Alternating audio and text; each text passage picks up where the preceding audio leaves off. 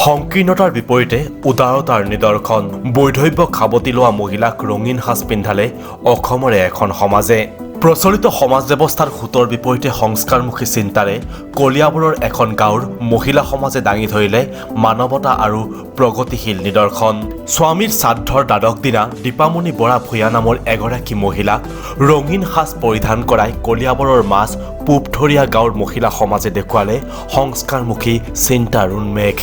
উল্লেখ্য যে এক দুৰাৰোগ্য ৰোগত আক্ৰান্ত হৈ কিছুদিন পূৰ্বে মৃত্যু ঘটিছিল দীপামণি বৰা ভূঞাৰ স্বামীৰ পৰম্পৰা অনুসৰি স্বামীৰ মৃত্যুৰ পিছত নিজৰ জীৱনৰ ৰং মুচি আন বিধৱাৰ দৰেই বগা সাজযোৰকে আঁকোৱালি লৈছিল দীপামণি বৰা ভূঞায়ো কিন্তু শ্ৰাদ্ধৰ দ্বাদশ দিনটোত বিধৱা দীপামণি বৰা ভূঞাক সাজ পোছাক অলংকাৰ পৰিধানৰ পূৰ্ণ স্বাধীনতা দিলে কলিয়াবৰৰ মাছ পূবথৰীয়া গাঁৱৰ সমাজে